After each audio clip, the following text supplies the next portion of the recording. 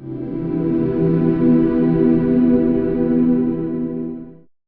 अस्सलाम वालेकुम viewers. I am doctor Zubair and I am professor of ENT and head and neck surgery, and my further specialization in this subject is cancers of the head and neck region. आज हम जो आपसे बात करने जा रहे हैं ये एक काइंड ऑफ अवेयरनेस सेशन है जो कि cancers of the head and neck है। पहली बात तो ये है कि आप यकीनन जानते होंगे कि कैंसर क्या होता है, और कैंसर जो है ये एक वो बीमारी है जिसमें there is uncontrolled uninhibited proliferation of the cells. और इसमें ये होता है कि सेल्स जो हैं वो डिवाइड करते हैं और अनकंट्रोल्ड तरीके से ये डिवीजन करते जाते हैं, बढ़ते जाते हैं, और इसमें कोई रोकने का इंतज़ाम नहीं होता, जिसकी वजह से वो पूरी बॉडी का जो रिसोर्सेज हैं वो टेकअप कर लेते हैं, और इस तरह से अल्टीमेटली पेशेंट जो है उसके बर्डन से कंज्यूम हो जाता है। जो थ्रोट के कैंसर्स हैं जी, इनको हम डिवाइड करेंगे 3 हिस्सों में आपकी आसानी के लिए। एक हिस्सा वो है जो थ्रोट, आप ये जिसको हम ओरल कैविटी कहते हैं, और ओरल कैविटी से मुराद ये रीजन है जो कि आप कह लें हम दांतों के दरमियान में जो रीजन होता है और जिसमें एंटीरियर टंग होती है, ये ओरल कैविटी का रीजन है। और दूसरा कैंसर जो है जिसकी हम बात करेंगे वो है वॉइस बॉक्स कैंसर, लैरिंक्स का कैंसर, जहाँ से हम बोलते हैं, this is voice box cancer. तीसरा जो सी लैरिंक्स जिसको हम बोलते हैं, और जो तीसरा जो कैंसर है जिसके बारे में हम आपसे बात करेंगे वो जो गले के बाहर के हिस्से के जो कैंसर्स होते हैं, इसमें थायराइड का भी कैंसर है, इसमें लिम्फ नोड रिलेटेड कैंसर जो हैं वो भी इसके अंदर हैं। तो इन 3 रीजन्स में के कैंसर्स के बारे में आपके साथ हम बात करेंगे। देखिए, कैंसर जो है ये आप यकीनन जानते हैं कि ये बहुत ही मूज़ी और बहुत ही लीथल डिज़ीज़ है, और इसमें बहुत हाई मॉर्टेलिटी है, बहुत हाई डेथ रेट है। हमारे जो थ्रोट के कैंसर्स हैं इनके अंदर ज़्यादा प्रॉब्लम ये है कि इसमें अनफॉर्चुनेटली ये है कि they are very slow killers. और ये इस तरह का है कि जैसे आप कहें कि वो जो कहते हैं ना जी कि इसमें बंदा रोज़ रोज़ जीता है और रोज़ मरता है। वो जो कहते हैं जी, क्या बुरा था मरना अगर एक बार होता। तो इसमें ये होता है कि आप रोज़ जीते और रोज़ मरते हैं, क्योंकि ये इतना ज़्यादा मूज़ी होता है, ना इससे क्विक डेथ होती है और ना इसके साथ रिलीफ़ होता है। ना कैंसर आपकी जान छोड़ता है, ना बॉडी इसको प्रॉपर्ली ओवरकम कर सकती है। देखिए जी, अगर आप मुझे कहें कि मैं एक लाइन में या एक स्टेटमेंट में आपको ये बताना चाहूँ कि ये कैंसर्स क्यों होते हैं, तो probably that will be difficult. एक स्टेटमेंट में हम आपको शायद ये नहीं बता सकते कि कैंसर्स क्यों होते हैं, क्योंकि aetiology of the cancer is exactly जो है वो दैट इज़ नॉट नोन। उस तरह से वो फुली नोन नहीं है कि ये क्यों होती है, लेकिन there are certain factors which for sure cause the cancer, जो कि इसको प्रीडिस्पोज ज़रूर करते हैं। हमारे कल्चर के हिसाब से स्मोकिंग, पान और छालिया, और किसी हद तक अल्कोहल भी आप कह सकते हैं लोग कंज्यूम करते हैं। तो ये मेजर फैक्टर्स हैं जिनमें से की वजह से ये कैंसर होता है। मैं इनकी इटियोलॉजी या इसकी कॉज के बारे में ज़िक्र इसलिए करना चाहता हूँ कि हमारे लिए ट्रीट करना चैलेंज नहीं है, पेशेंट के लिए उस ट्रीटमेंट को बर्दाश्त करना या पेशेंट के लिए इतना बड़ा वेंचर अंडरटेक करना वो आसानी नहीं होती। दैट्स डिफ़िकल्ट फॉर देम, क्योंकि बहुत बड़ी एडवांस्ड फॉर्म में जो है हमारे पास ये कैंसर आता है। हम स्टार्ट यहाँ से करेंगे कि ये कैंसर्स की इब्तदाई अलामात जो हैं वो क्या होती हैं, जिससे कि आपको ये शक पड़े कि मुझे जी कैंसर है और मुझे डॉक्टर से कंसल्ट करना चाहिए। क्योंकि स्टिच इन टाइम सेव्स 9। आप अगर इसको बर वक्त पकड़ लेते हैं तो यकीनन आपने अपनी ज़िंदगी के साथ, अपनी फैमिली के साथ, अपने घर वालों के साथ बहुत बड़ा एहसान किया कि, और आप बहुत लकी रहे अगर आपने इसको अर्ली डिटेक्ट कर लिया। इब्तदाई अलामात जो हैं उसमें एक अलामत, मैं आपको बहुत ज़्यादा कोई साइंटिफिक नॉलेज या मटेरियल तो नेचुरली नहीं देना चाहता, लेकिन मेरी तरफ से सिर्फ एक चीज़ आप याद रखिए। मुंह के अंदर कोई भी non healing ulcer, non healing ulcer से मुराद है कि कोई ऐसा ज़ख़म जो ठीक नहीं हो रहा, जो हील नहीं कर रहा, आप उसको जी नज़रअंदाज ना करें। तो होता है ना जी कि ये बड़ी देर से हो गया और ठीक नहीं हुआ, और आम तौर पे गाँव में ख़ास तौर पे और लेसर एजुकेटेड क्लास में ये तासर पाया जाता है कि जी मैंने दाँत निकलवाया था तो जी बस वो जी ज़ख़्म ही ख़राब हो गया तो बस फिर वो निकला ही नहीं तो ऐसे हो गया। हालाँकि ऐसा नहीं होता। कोई भी नॉन हीलिंग जो अल्सर है उसको नज़रअंदाज ना कीजिए जी, और उसको कैंसर की अलामात में से आप उसको समझिए और उसको बहुत सीरियसली लीजिए। और इसके अलावा अगर आपके मुँह में परसिस्टेंट वाइट लीयंस हैं या मुँह के अंदर परसिस्टेंट रेड लीयन हैं, तो इनको भी जी ज़रूर चेक करवाइए, और आपका डॉक्टर जो है वो इसको एग्ज़ामिन करेगा और बायोप्सी करेगा, और इससे आपको हम फर्दर उसके डायग्नोसिस के बारे में हेल्प लेंगे। एक अनफॉर्चुनेट चीज़ जो हमारे माशरे में ये है, अनलाइक एडवांस्ड कंट्रीज़ और डेवलप्ड कंट्रीज़, हमारे यहाँ oral hygiene, oral checkup, dental checkup routine का कोई रिवाज नहीं है। हालांकि एवरी 6 मंथ्स, एवरी 1 ईयर ये होना चाहिए, और अगर कोई ऐसी चीज़ डेवलप कर रही है तो जो आपसे नज़रअंदाज हो रही है, तो आप उसको बर वक्त पकड़ सकें। छोटे कैंसर को अर्ली स्टेज में ट्रीट करना नहायत आसान है, यानी it's like nipping the evil in the bud. तो हम उसको बड़ी आसानी से कर सकते हैं, लेकिन जब ये बड़ा होता जाता है तो नेचुरली इसकी ट्रीटमेंट जो है उतनी मुश्किल होती जाती है। लिहाजा अगर हम ओरल कैविटी के बारे में ये स्टार्ट करें और इसको हम सम अप करें ओरल कैविटी के कैंसर को, तो जी पान छालिया कत्था बिल्कुल इस्तेमाल मत करें, और अल्कोहल और स्मोकिंग ये भी इसके सपोर्टिंग फैक्टर हैं।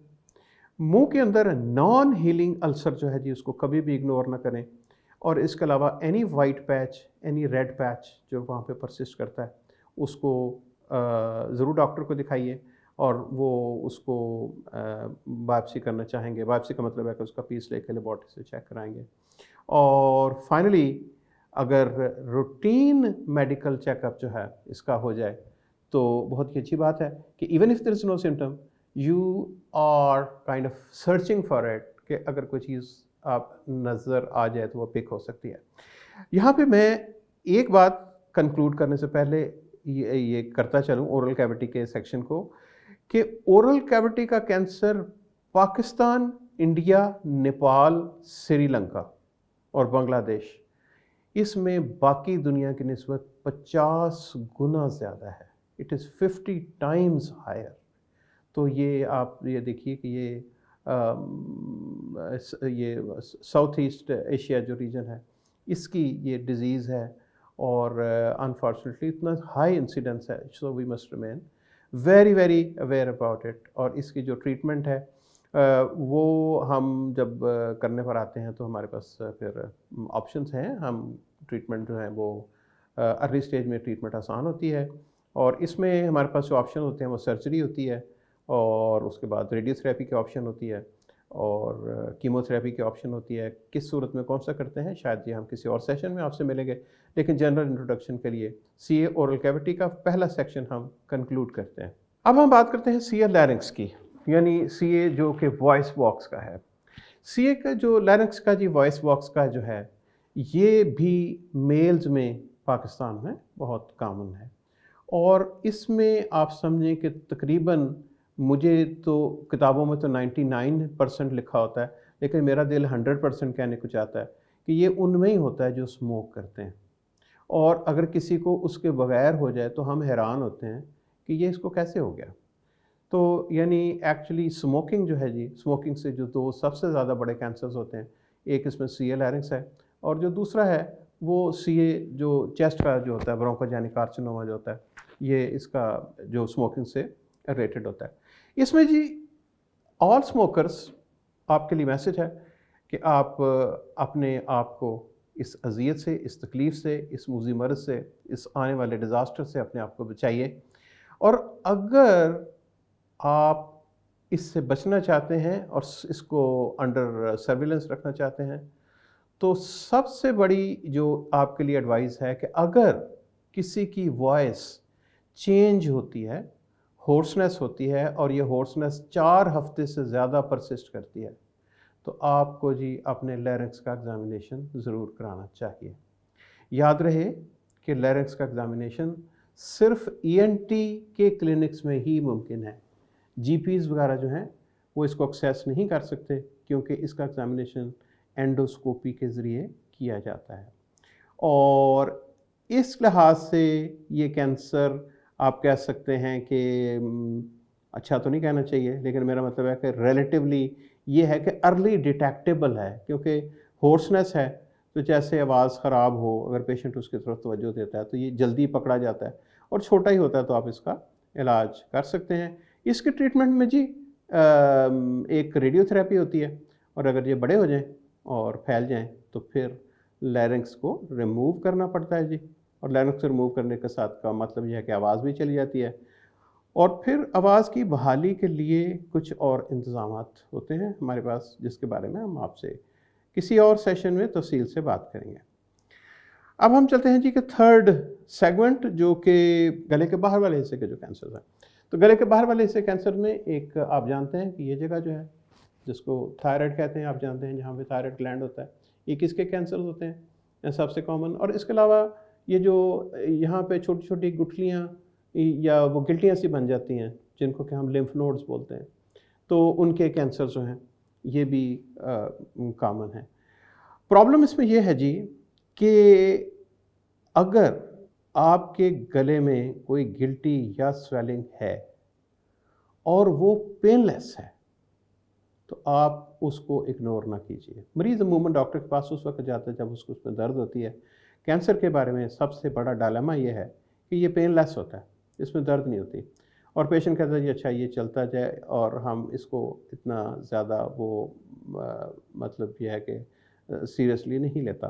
तो ये पेनलेस जो स्वेलिंग्स होती हैं, तो इसमें मोटी मोटी जो दो हैं, एक थायराइड की और एक लिम्फ नोड्स की, और लिम्फ नोड्स में ज़्यादातर लिम्फोमास वगैरह होते हैं, और कैंसर के पॉइंट ऑफ व्यू से, या इसमें मैट्स होते हैं। मैट्स का मतलब ये होता है कि किसी और ईएनटी रीजन से कैंसर जो हैं वो इसके अंदर आ गए हैं। और इसके अलावा नॉन कैंसरस लिम्फ नोड्स भी होते हैं, ट्यूबरकुलोसिस के भी हो सकते हैं, नॉन स्पेसिफिक भी हो सकते हैं। लेकिन मैं कैंसर के हवाले से आपको बताऊंगा कि गले के अंदर जो गिल्टी है इसको नज़रअंदाज ना कीजिए, ख़ास तौर पे वो गिल्टी which has been present for some time, और जो कि पेनलेस है।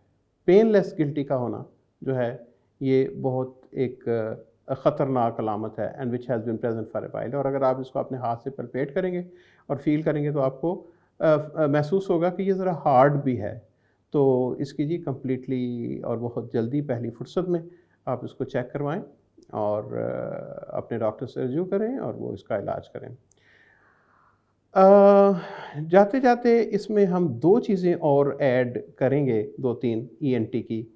एक दो कैंसर्स ऐसे हैं जी कि जो बहुत ही हिडन होते हैं और वो आम क्लिनिक में पिक नहीं होते। एक सीए नेज़ोफेरिंक्स उसको बोलते हैं। ये देखिए, ये जो नाक है और ये नाक के पीछे का हिस्सा जो है इसको हम नेज़ोफेरिंक्स बोलते हैं। तो इसके अंदर भी एक कैंसर डेवलप हो रहा होता है जो कि यहाँ पे आ जाता है अल्टीमेटली नेक के नोड्स में।